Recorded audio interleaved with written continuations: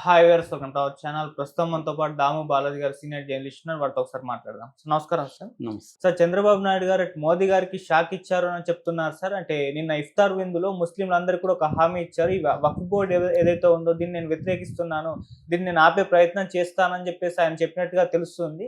So ఇది మోదీ గారికి పెద్ద షాక్ అని కూడా అంటున్నారు. నితీష్ కుమార్ కూడా మరి ఎలక్షన్స్ రాబోతున్నాయి, ముస్లింలందరూ వ్యతిరేకంగా ఉన్నారు కాబట్టి ఆయన కూడా వక్ఫ్ బోర్డుని ఆపే విధంగా ప్రయత్నాలు చేస్తున్నారని తెలుస్తుంది. సో ఈ విధంగా ఇద్దరు లీడర్స్ కూడా దీన్ని వ్యతిరేకించడాన్ని మరి ఏ విధంగా చూస్తారు? మరి ఇదేమన్నా ఆగిపోతుందా? మరి మోదీ గారు ఎటువంటి నిర్ణయాలు తీసుకుంటారు? మీరేం చెప్తారు సార్ దీనికి సంబంధించి? యాక్చువల్గా నిన్న ఆల్ ఇండియా ముస్లిం పర్సనల్ లా బోర్డు దేశవ్యాప్త ఆందోళనకు పిలిపించింది. ఎందుకంటే ఇది రంజాన్లో చివరి ఫ్రైడే నిన్న. సో ఈ సందర్భంగా అందరూ బ్లాక్ డ్రెస్సులు ధరించి వెళ్ళాలి, నిరసనలు తెలియజేయాలనేది వాళ్ళు పిలిపించారు.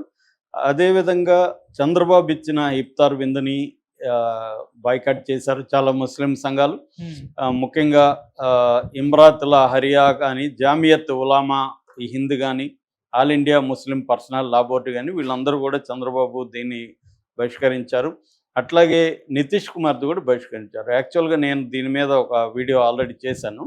అయితే ఇప్పుడు ఎందుకు మనం ఈ వీడియో చూస్తున్నాం అంటే, చంద్రబాబు హామీ ఇచ్చాడు ముస్లిం లా బోర్డుకి. ఏమని అంటే, వక్ఫ్ బోర్డు అమెండ్మెంట్ బిల్లుని నేను వ్యతిరేకిస్తాను, అది పాస్ కానికుండా చూస్తాను అని ఆయన హామీ ఇచ్చాడనేది లా బోర్డు ప్రకటించింది, ముస్లిం లా బోర్డు. సో అందువల్ల నిన్న చాలామంది విందుకు హాజరయ్యారు. చంద్రబాబు విందుకి అనేక ముస్లింలు పెద్దలు హాజరయ్యారు. ఇది ఇప్పుడు నేషనల్ లెవెల్లో, ఇక్కడంతగా దీని మీద ఫోకస్ చేయట్లేదు, కానీ నేషనల్ లెవెల్లో ఎన్డీఏ కూటమిలో చీలికలు అని చెప్పి నేషనల్ లెవెల్లో ముఖ్యంగా హిందీ మీడియా విపరీతంగా నాయుడు బాబు అని చెప్పి వాళ్ళు టైటిల్ పెట్టి ఇదే చేస్తున్నారు. మోడీ నుంచి బయటికి రాబోతున్న నాయుడు బాబు అన్న టైటిల్స్ పెట్టి వాళ్ళు చేస్తున్నారు అనమాట. సో అసలు ఎందుకు చంద్రబాబు నిజంగానే వక్ఫ్ బోర్డు బిల్లుని వ్యతిరేకించబోతున్నాడా? ఇప్పుడు బీజేపీ ముందు ఒక ఇబ్బంది అయితే ఉంది ముస్లింలకు సంబంధించి. అది ఒక పక్కేమో ముస్లింల ఓట్లు కావాలి బీజేపీకి, రెండో పక్కేమో ముస్లింలని దూరం చేసుకుంటున్నట్టు, లేకపోతే హిందువుల ఓట్లు పోలరైజ్ కావు.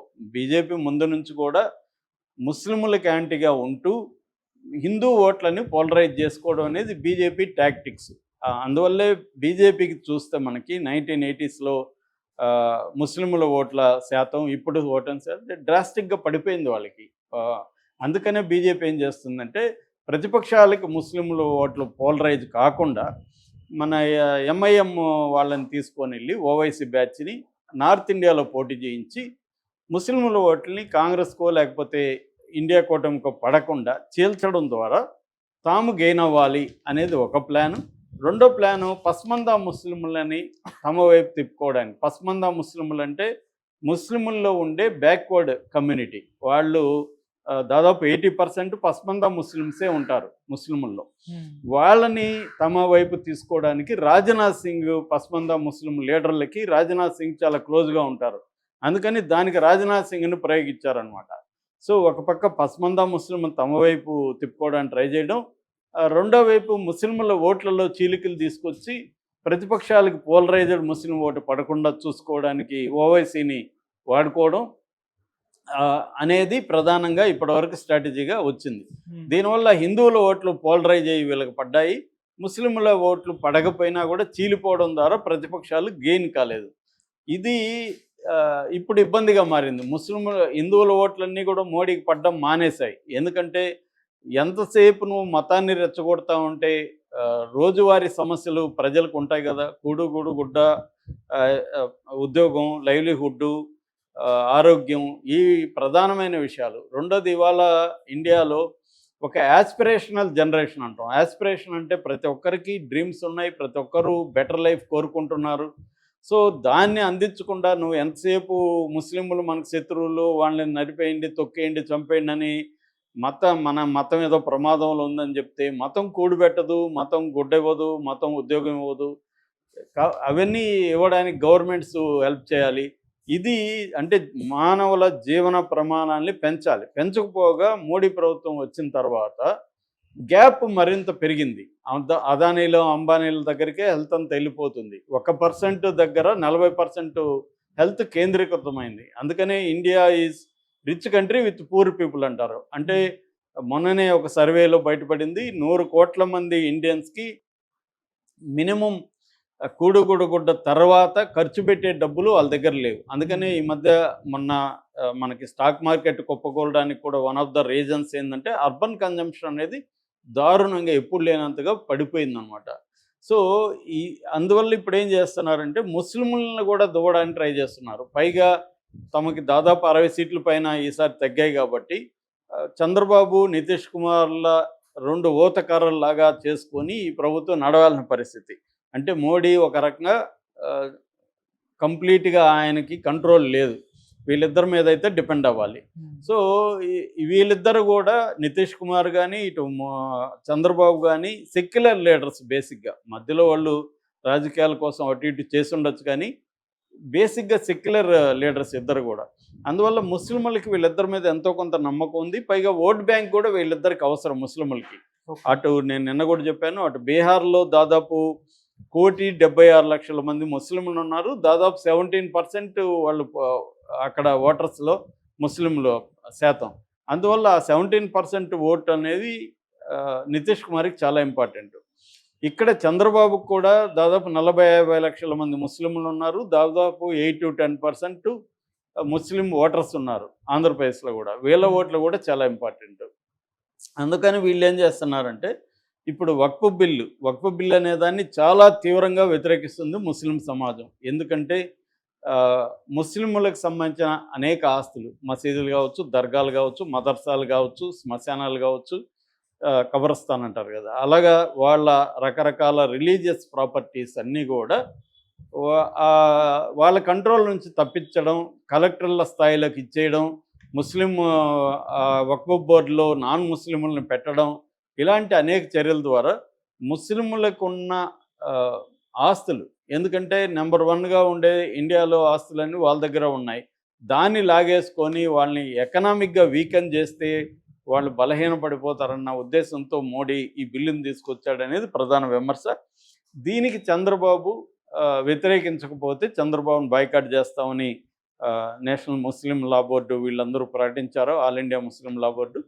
సో ఇప్పుడు చంద్రబాబు మాకు హామీ ఇచ్చాడు అంటున్నారు, కానీ పబ్లిక్ స్టేట్మెంట్ ఏది చంద్రబాబు ఇవ్వలేదు. చంద్రబాబు ఏంటంటే కర్ర విరగకుండా, పాము చావకుండా ఒక డ్రామా ఆడుతున్నట్టుగా మనకు కనబడుతుంది. సో అంటే ఒక పక్క ముస్లింల ఓట్లు కావాలి చంద్రబాబుకి, రెండో పక్క మోడీని గట్టిగా వ్యతిరేకించే పరిస్థితి కూడా లేదు చంద్రబాబు.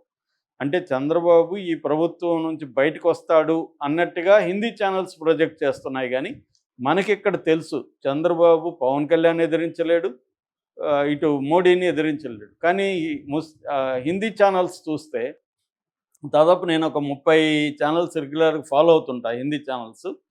అవి మ్యాక్సిమం మోడీకి యాంటీగా పనిచేసే ఛానల్స్. రవీష్ కుమారు ఇలాంటి వాళ్ళు ఉన్నారనమాట, దేశభక్తి ఛానల్ ఇలాగ చాలా ఉన్నాయి, ధ్రువరాటి, వీళ్ళందరూ కూడా ఏంటంటే ఈ నిన్నటి నుంచి వాయిస్తున్నది ఏంటంటే నాయుడు బాబు మోడీకి జలక్కిస్తున్నాడు, మోడీని వ్యతిరేకిస్తున్నాడు అనేది అంటున్నారు. నిజానికి పార్లమెంటరీ కమిటీ ఏదైతే దీని మీద చర్చ జరిపిందో దాంట్లో కూడా వీళ్ళు ఉన్నారు, ఎవరు తెలుగుదేశం వాళ్ళు ఎవరు అక్కడ వ్యతిరేకించలేదు. కానీ ఇప్పుడు చంద్రబాబు నేను దాన్ని అడ్డుకుంటాను, మీ ఆస్తులకి నేను భరోసా అంటున్నాడు. ఇవన్నీ ఏంటంటే జనరల్గా మాట్లాడే వేగ్ స్టేట్మెంట్లు. మీ ఆస్తులకి నేను భరోసా అంటే ఎట్లా భరోసా? ఆల్రెడీ బిల్లు వచ్చేస్తే ఈయన ఏం చేస్తాడు? కాబట్టి ఇదంతా ఏంటంటే ముస్లింలను ఏదో మభ్యపెట్టడానికి మాట్లాడుతున్నట్టుంది తప్ప చంద్రబాబు సీరియస్గా ఓపెన్గా చంద్రబాబు కానీ ఆయన ఎంపీలు కానీ ఎవరు కూడా ఎక్కడ కూడా వక్ఫ్ బోర్డు అమెండ్మెంట్ బిల్లుని మేము వ్యతిరేకిస్తాము అని వాళ్ళు ఎక్కడ చెప్పట్ల, పబ్లిక్ స్టేట్మెంట్ ఇవ్వట్ల. ముస్లిం లా బోర్డు చెప్పుకుంటుంది, మరి ఇది వేగ్గా ఉంది. దీనివల్ల ఏం తెగదు. అంటే ఒకటి ఏంటంటే బీహార్ ఎన్నికల వరకు లాగుతారు ఇష్యూని తేల్చకుండా అనేది ఒక వాదన వినిపిస్తుంది. ఎందుకంటే బీహార్ ఎన్నికల్లో ముస్లింల ఓట్లు ఇంపార్టెంట్ కాబట్టి మోడీ అందుకనే బీహార్ ఎన్నికలు దృష్టిలో పెట్టుకొని 32 లక్షల మంది ముస్లిం కుటుంబాలకి తోఫా కిట్ అని ఒకటి కిట్ పెట్టి అందులో నిత్యావసర వస్తువులు, బట్టలు, పైజామా, లాల్చీలు ఇవన్నీ పెట్టి ఇస్తున్నాడు. ఇది చరిత్రలోనే, బీజేపీ చరిత్రలోనే ఫస్ట్ టైం. వాళ్ళు దీనికి వ్యతిరేకం, ముస్లింలకి ఇలాంటివి ఇవ్వడానికి బీజేపీ చాలా స్ట్రాంగ్గా వ్యతిరేకం. ఫస్ట్ టైము మోడీ దిగొచ్చి చేస్తున్నాడు అంటేనే దానికి ప్రధాన కారణం బీహార్ ఎన్నికలు. రెండవ కారణం ఇటు యూఏఈ కానీ, సౌదీ అరేబియా ఇలాంటి ముస్లిం, ఖతారు ఇలాంటి దేశాలతో, ముస్లిం దేశాలతో మోడీ స్నేహం పెంచాడు ఈ మధ్య. ఎందుకంటే అమెరికాతో ప్రాబ్లమ్స్ మనకి రాబోయే కాలంలో పెరగబోతున్నాయి కాబట్టి ముస్లిం కంట్రీస్లో మన స్నేహాలు పెంచుకోవాలనేది ఉంది. అందుకని అక్కడ గుళ్ళకు కూడా వాళ్ళు అలౌ చేస్తున్నారు. ఇప్పుడు కానీ ఇక్కడ ముస్లింల పట్ల తీవ్ర వ్యతిరేకంగా కనబడితే అక్కడ ప్రాబ్లం అవుతుంది. సో ఈ రెండు కారణాలతో ముస్లింలని అప్పీజ్మెంట్ పాలసీలకి మోడీ ఎంటర్ అయ్యాడు. సో ఈ మొత్తాన్ని అర్థం చేసుకున్నప్పుడు చంద్రబాబుకి ఇక్కడ మైనారిటీ ఓట్లు కావాలి. At the same time Chandrababu గట్టిగా మోడీని వ్యతిరేకించే పరిస్థితి లేదు. ఈ బిల్లు పెట్టుకొని డ్రామా ఆడుతున్నట్టుగా మనకు కనబడుతుంది. ఎవరు ముగ్గురు కూడా, నితీష్ కుమార్, మోడీ అండ్ చంద్రబాబు ముగ్గురు కూడా డ్రామా ఆడుతున్నారు. కానీ ముస్లింలకు కూడా అంతకంటే ఎక్కువ గత్యంతరం లేదు. వాళ్ళు ఆందోళన చేయగలరు కానీ దీని బిల్లును అడ్డుకునే పరిస్థితి లేదు. చంద్రబాబు